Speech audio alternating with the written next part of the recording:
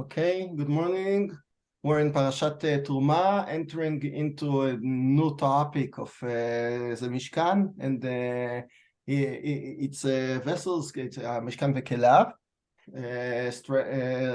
From this Parashat Tetzaveh, we have a break for Parashat Kitisa, and then back for Vayekel Kudei. And the first interesting point in the Mishkan is that it's just a big stretch, okay? A big. The Torah could have done it in two parashot. One, donating to the Kelim, the Mishkan, like Trumah. One, which is for the Bigdei Aaron Uvanav. And to tell you in short that everything was done as Moshe and as Hashem ordered, as Moshe ordered, and you don't need Parashat Vayekel Kudei, that's for sure. But the problem is that we don't pay attention when we read Sefer Vayikra. So we have a lot of parashot that discuss the same thing.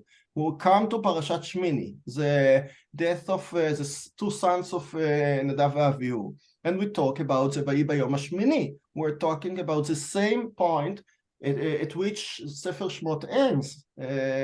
We talk at the end of Parashat Kudei about the 8th day of the Yemei HaMiluim and the Kvod Hashem Maleh Et HaMishkan. Vayikra El Moshe, everything happens at the same day, the same Rosh Chodesh Nisan, and even though the Torah repeats, and not only in Sefer Vayikra, in Sefer Bamidbar as well, we come back Parashat Nasor, we come back Parashat Be'alotcha to the same point, the same thing of the Mishkan, and it's very long. We have to understand why it is so central. We do understand that the Mishkan is one of the central points, but even to Matan Torah, we have two parashot, not even two. We have Yitro, and we have a part of Mishpatim, and we have mentioning in several points in Moshe's speech during Sefer Dvarim, not so long as it's here, and not so central. Not to talk about Eretz Israel, which is not central at all. We talk just about the land you're coming to, but we talk maybe in short in Parashat HaMeraglim about the Ma'alot of Eretz Israel and the loss of the Dor Midbar, that they didn't get into it, but not so long. And it's very interesting. The Mishkan takes a lot of space, and then it disappears, because in Sefer Dvarim you don't find the Mishkan almost at all. In Sefer Dvarim we come to practical issues. We talk about the system of law, the shoftim, the judges, the army, the problems of the army, etc. We don't talk about the Mishkan almost, maybe in Parashat Re'eh for a second. We talk about the Regalim again, but the Mishkan disappears, and it seems as if the role of the Mikdash, we are used to translate Mishkan into Mikdash immediately. You read in Parashat Trumah Mishkan, and then you come to the Rambam, you say, okay, whatever was in the Mishkan, it was transferred to the Mikdash, to Mikdash Rishon, Mikdash Sheni. We know that there are differences between Mikdash Rishon and Sheni, but basically we think that it's the same system. But the centrality of Mishkan in the Torah and the role of the Mikdash, the lack of role of the Mikdash, the Torah doesn't mention almost that you come to Eretz Israel and now the Mikdash is very central. The Torah in Parshat several times says, "Hamakom asher yivchar Hashem, Hamakom asher yivchar Hashem," but during Sefer Dvarim it's not so central, which gives us an aspect as if the Mishkan is much more central than the Mikdash. And when you come to Eretz Israel, even though that you might think that the centrality of Yerushalayim and the centrality of Beit HaMikdash is very important, we might think that the Torah gives us another order. The Torah tells us that in Eretz Israel, okay, I agree that the Mishkan, the Mikdash is important, but you have other issues. While in the desert, the Mishkan organizes all the role of Am Israel. That's very interesting, because when we meet Sefer Yehoshua and we find the end of Sefer Yehoshua, so there is the fulfillment of Gad Ubnei Reuven to Moshe. Moshe made an agreement with them that once they enter Eretz Israel, they join the army, they take part in the battles, and when they finish conquering Eretz Israel, they might take their role, the Nachala, in Ever Yarden. And then at the end of Sefer Yehoshua, they come to Yehoshua and they say, we're fulfilled what we had promised, and now it's our time to be given Ever Yarden, where Yehoshua gives them, and then immediately you have a problem, because they make a Mizbeach, and Moshe almost make, Chas v'shalom, Milchemet Achim. Yehoshua is very angry at them, and he sent them kri'ah, a call, and tells them, what are you doing? Are you mad? In Moshe's time, they never thought of such a thing, to betray Eretz Israel, to betray the Mizbeach, the central. And then they say, no, sorry, we didn't mean it. We just wanted to make a copy of the Mizbeach, in order that by this time it was very difficult to come to Eretz Israel, so our sons won't come to Eretz Israel every regel and every year. So they have chikui, an imitation of the Mizbeach in Yerushalayim. Here in Ever Yarden, we didn't mean anything bad. And then you see the centrality of Yerushalayim, the centrality of one place to all the diaspora in the Beit HaMikdash. And I say again that it contradicts the lack of the role in Sefer Dvarim of the Mikdash, because it sounds as if the Mishkan is much more central to the nation to be. And I think that the simple answer is that once you don't have anything else, you don't have your possessions, you don't have your nachala, you don't have your work, you just go in the middle of the desert. So then you are enrolled to live around Mishkan, to live around the Torah, to live around. It's the same thing with a man. When you don't have any need to earn money, any need to run for food, because you have the man every day. That's what we call the Dor HaMidbar. For some people, it's the best life to live, because you don't have any worries, you don't have anything to do. You are just in the shade of Moshe Rabbeinu and HaKadosh Baruch Hu. Everything you ask Moshe himself, everything he tells you from the Gvura, from the Shechina, and therefore the Mishkan is very, very central. The Avodat HaKorbanot is very, very central. Whereas when you come to Eretz Israel and you have your everything to do, so it's much less central. And Yirmiyahu and other prophets work very hard in order to uproot this ashkafa from the nation, because they think they translate, they don't have time for Beit HaMikdash. So once they have time for Beit HaMikdash, so they just send the korbanot and think that by them they'll have the kapora. We do the same thing with the tefillot. We don't stand in front of Hashem all the time. We have everyday life, and we have now the burden of 3 times a day to daven. So okay, I come to shul, I daven, I do my job, but that's it. I remember once when I was in yeshiva, and in yeshiva the tefillot were much better than the ordinary life. And I had a chaver which was very deep. One day he comes after the tefillah and he packs his tefillin, and he looks around and says, very nice, it's a shacharit party. They invited everybody, but they forgot to invite Elokim. And that's very meshakef, yes, what we feel about the tefillah, because when we have everyday life, we don't have time for Elokim, and we don't want, till we really understand and need the kesher, when there is a tzorah, chas v'shalom, when there is no rain, when there is chas v'shalom milchemet achim. So then we understand, and then the Ramban says that the tefillah is a midoraita, but usually during the ordinary day, we don't feel it so much, so it's just a burden. That's why Yirmiyahu comes to try to convince Am Israel that once you are in Eretz Israel, at least don't think that the tefillot are just, the tefillot, the korbanot are just, to send out and forget. No, to launch and forget. You have kasher, you have to really think what you are doing. And even though that the Mikdash has less centrality, you still need to do what you have to do with the kavod. That's one issue. Another issue I wanted to make a point here. If I'm not mistaken, that the Mishkan, an important feature of the Mishkan was that for them to eat meat, they had to bring a korban. In other words, they're always going to the Mishkan.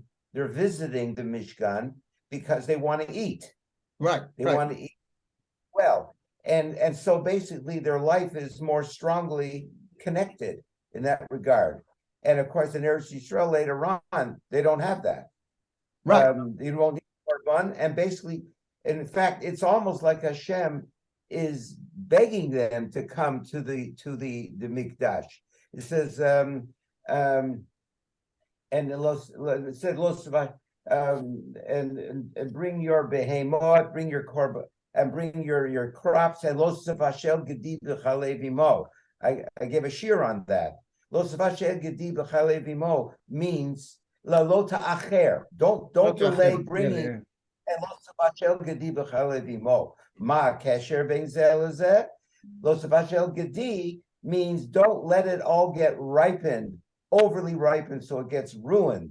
There's limudim on that and all that, which means don't delay. I want you to come and visit me sometime. And in other words, but the tendency is to delay. But there's a lav on that, losavashel. So it all connected. I think it was a beautiful thing, I thought. Yeah. Very nice. Yeah. So the first thing you have mentioned regarding the basar is really the same thing, because man you have from Hashamayim, from heaven. And once the only thing that you might do for yourself, which is basar, you have to connect it to the Mishkan, while in Eretz Yisrael nobody thinks. The second thing you said, very nice, about delay. Yeah, that I didn't think about it. That Kadosh Baruch Hu Keilu convinces you not to delay, because the basic is, tomorrow, mañana, not today. Very nice. We have the same idea all over. Okay, now we'll go to a different nekuda. Here on the right side you have the Mishkan, but you see the vessels of the Mishkan, everything. And I'll go to this perek, okay? You know that in Melachim Bet Perek Dalet, Elisha comes to Shunem, ושם אישה גדולה, ותחזק בו לאכול לחם, ויהי מדי עוברו יסור שמה לאכול לחם. So we have a lot of short stories about Eliyahu Hanavi, and then when he disappears, we have short stories about his servant Elisha Hanavi. And you know that Rav Samet has two books, one called Pirkei Eliyahu and one called Pirkei Elisha, because a lot of stories, very short stories, sometimes the Tanakh doesn't explain what the musar, what the outcome out of it. And here he comes to Shunem, and there is one widow that, sorry, she's not a widow, so one woman that gives him food and gives him accommodation. Vatomer Elisha, yeah, she's not a widow. הנה אני ידעתי כי איש אלוקים קדוש הוא עובר עלינו תמיד. So he comes to our house, and I want him to dwell, to have an accommodation constantly, that we have the kedusha of being with him. And we know that later on, his son, she had a son, and the son died, and Elisha was mechaya meitim. We'll see it in a second. So what does she offer her husband? Naasena aliyat kir ktana. אוקיי, we'll build him עליית גג. אוקיי, נעשה לו חדר, בית בפני עצמו. What is the minimum? Here we have an example of the minimum house that you need. You know, that when we buy a house, so we build a lot of rooms and we have a lot of vessels and furniture, etc. And we don't need most of them. But if we want to live very humbly, the minimum of the minimum of the minimum, what do we need? נשים לו שם מיטה, we have to sleep, okay? A bed. ושולחן, on which to eat, to work, to read. Okay, now we do read, but just for eating they need it. וכיסא, okay? ומנורה, and he needs light. You have to remember that during the night, in their time, it was totally dark. There was no light from the outside, from the street. והיה בבואו אלינו יסור שמה. So that's a minimum. Let's build him a house with all the minimum things. מיטה, שולחן, וכיסא ומנורה. Okay. ויהי היום ויבוא ויסור אל אליה וישכב שמה. And then he calls his Gehazi, his servant. Okay, and then he asked her what to do. So ויאמר גחזי, אבל בן אין לה ואישה זקן. She doesn't have a son, her husband is old. ויאמר קרא לה, ויאמר למועד הזה כעת חיה, את חובקת בן, ותאמר על אדוני שלם אל תחזה בשפחתך. And then ותרא האישה ותלת בן, and he dies, and אלישע מחיה מתים, and according to some of Midrashei Chazal, her son was Yonah ben Amittai, Hanavi. Okay, her husband was Amittai, according to some of the Mefarshim. Okay, so Yonah ben Amittai, when you come to Yom Kippur, remember that he was born out, he was like Yitzchak, he was born out of Tchiat HaMetim. He had two lives, okay? One time he died, and one time he lived afterwards, like Yitzchak, Heilu, in the Midrashim, Yitzchak was after the Akedat Yitzchak, so he lived, but he cannot live psychologically the same life, because even though that nothing happened, he was almost there. And therefore, he has, according to the Zohar, Yitzchak is Ketz Chai. His letters, meaning that he finished his life and started a new life. And we have the same thing here with Yonah. Okay. Let's come back, that's not our issue, but let's come back to Sefer Parshat Trumah, okay? So maybe without it, because it disturbs, okay? Four elements. Okay, what do we have? Just we'll come back to here, okay? Okay, so menorah, very easy. Sita, menorah, okay? We have light in the middle of the Heichal, and it lightens not only the Heichal itself, but as you know, now I'm combining between the Mishkan and the Mikdash, but it doesn't matter. When Shlomo HaMelech founds Beit HaMikdash, ויעש לו חלוני שקופים אטומים. What does it mean? It means that usually when you build a house, so like Bet HaMishpat Elyon, if you have seen the Supreme Court, so it has very narrow windows from which the light comes from the outside into the inside, okay? Because if you have a long and high window, so you have a lot of space in order that the light would come into the house. But in Bet HaMikdash it was hafuch, on the contrary. Not only that they didn't need a light from the sun from the outside towards Bet HaMikdash, but it was afuch. The window was set from the inside to the outside, meaning to say that I am Oro Shel Olam. The Aner HaMa'aravi, the menorah, symbolizes that here there is a big light of the Torah. According to the Netziv, there's a lot of interpretations that the menorah symbolizes the Torah, but even without it, the light of the Mishkan is for the whole world. Okay, that's the real place of the big light. We have the sun in heaven, but the real sun here in Olam Hazeh is a Beit HaMikdash, okay? So you have the menorah, okay. The Shulchan, we have the ממש מול המנורה, in the היכל, we have the Shulchan on which they ate לחם הפנים לפני תמיד, and in Parashat Trumah we have the Shulchan as well, okay, as another mizbeach or whatever it means, that on which we give Hashem lechem hapanim on Shabbatot. So the same thing we have there, okay? And according to Chazal, the Shulchan symbolizes the wealth, the osher, and a lot of halachot during our Seudah, during the weeks, during Shabbat. We have halachot of the Shulchan symbolizes a mizbeach. That's one of the reasons why we have melach. Al kol shulchancha tasim melach, symbolizing the korbanot. We have shulchano shel adam.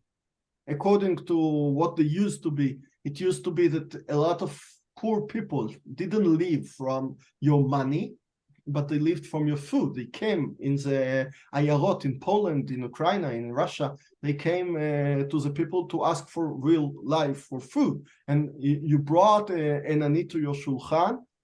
You gave him life. So the shulchan was a place not just for achnasat orchim, but for making tzedakah be'emet. Okay, it's now we transferred it to money because we donate money.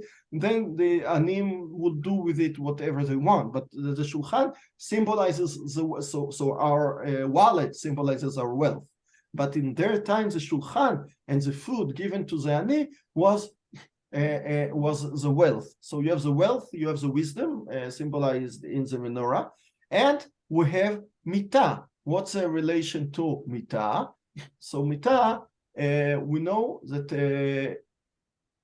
Kodesh HaKodeshim is called Chadar HaMitot. How do I know that?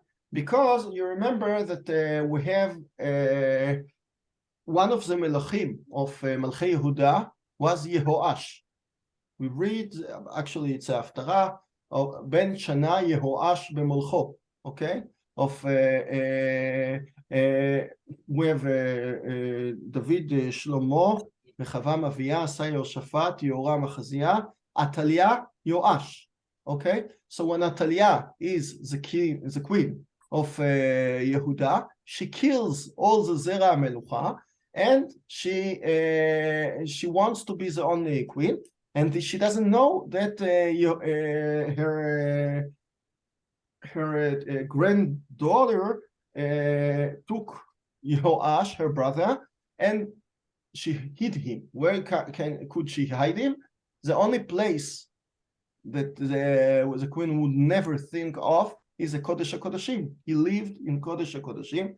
Think of the Kedusha, that you cannot enter there just achat b'shana as a Kohen Gadol. And pikuach nefesh duche hakol. So here it was pikuach nefesh, and the queen lived mamash next to it. Okay, nowadays you see the dome of gold and the dome of silver. The dome of silver was a place of the palace of the king and the kings of Yehuda, of the queen. So she lived like 100 meters from Kodesh HaKodeshim, where her grandson lived, and it was the biggest secret of the time that he is there. And when he was 7, so they bring all the Kohanim and they make a rebellion, they make a coronation, they machtirim oto lemelech, and then the queen is aware of that, and she says, kashor kashor, they make a rebellion, and then they kill her, and he was quite a good king. He made a big shiputzim, renovations in Beit HaMikdash,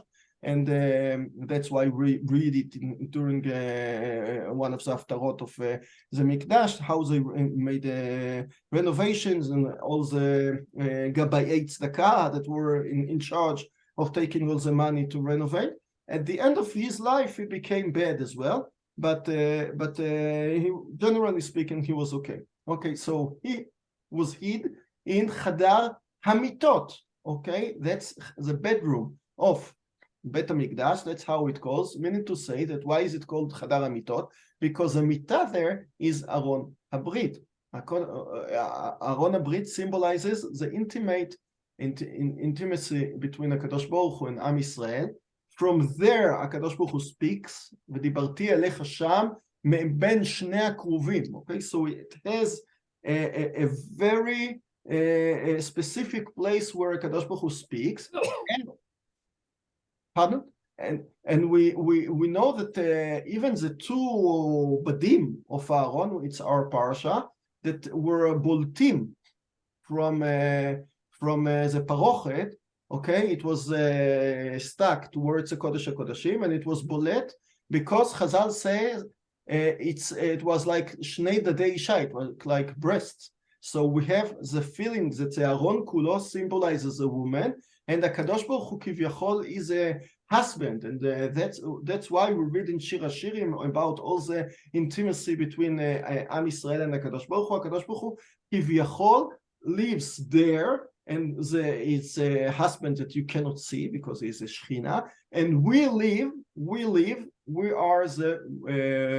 the wife, okay, living there. And it's interesting because the Torah is the presence of the husband, the Luchot HaBrit, but the Aaron itself symbolizes us, okay, symbolizes a wife, and the Aaron itself is the woman, the wife there, and HaKadosh Baruch Hu there Puked et Am Yisrael. Okay, so there it's the place in which HaKadosh Baruch Hu makes an intimate relation with Am Yisrael, כביכול כמו בעל ואישה. That's why we have all over the נביאים, זה דימוי to בעל ואישה. הקדוש ברוך הוא tells them,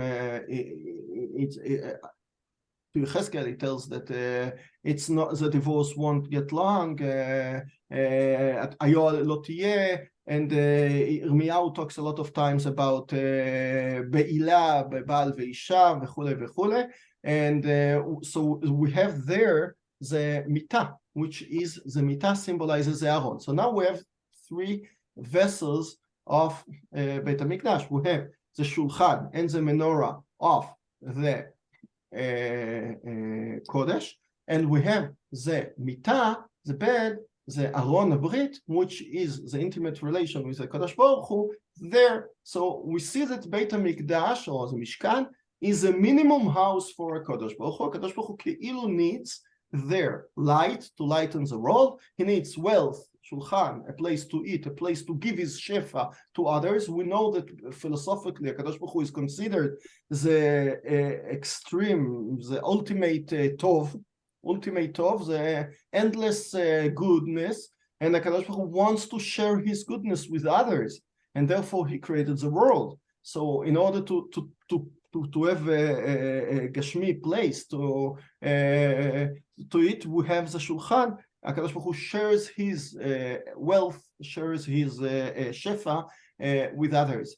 And we have the Mitah, and now we go to the last participant of the house, the Kiseh. What do we mean about the Kiseh? So we have the only kli that we don't have, that we haven't spoken about in the Heichal and the Kodesh HaKodashim, is the Mizbach HaKtoret.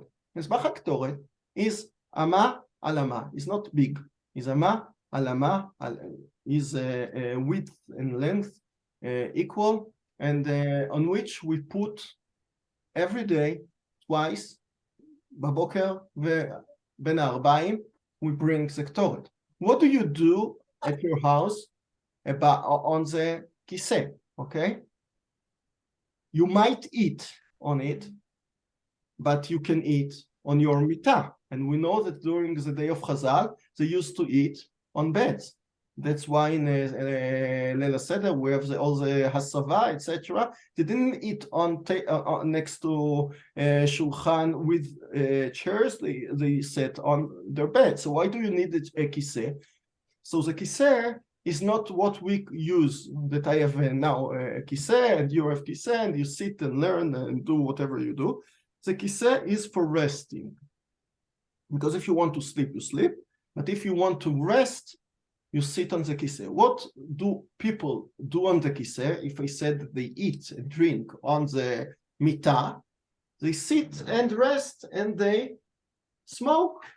Okay? what is ana? Nowadays we read a book, but in ancient times, and they didn't have cigarettes, so they have better things to smoke, good things. So the smoke, okay, that symbolizes the leisure, the time that you don't need for things that you need, like intimate relation, for eating, for drinking, but you just sit and rest and think about and smoke, okay? And exactly the same thing HaKadosh Baruch Hu Kivyachol has in his own house. He has wealth, he has light, he has a bed, but he has a chair. Without a mishenet, that's true. We have just four legs and a mishtach of the Mizbach HaZahav, but on it we have kol hazman the smoke of the Ktoret, and the smoke of the Ktoret symbolizes the good smell of the place, the leisure, okay? Because if a house is handled just with pressure, I have to do this, I have to do this, I have to take the kids to the chug, I have to bring them, I have to do this. So that's, you don't have a real life of a house. The real life of a house is what you talk about the table, what you talk as a leisure time, what you do, not out of the eating, drinking. So that's exactly what we have ki'ilu in Bet HaMikdash. HaKadosh Baruch Hu has he eats a lot from the korbanot that happens in the Mizbach HaChitzon, whatever it means. He has his wealth, he has his light, but he has as well the leisure, the good smell that is very satisfied from the relation with Am Yisrael.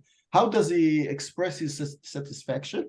By smelling, by sitting, lanuach, he rests on his armchair, on his chair, and smokes, and therefore he has the Mizbach HaKtoret. And unlike the Ktoret of Yom Kippur, we have to differentiate.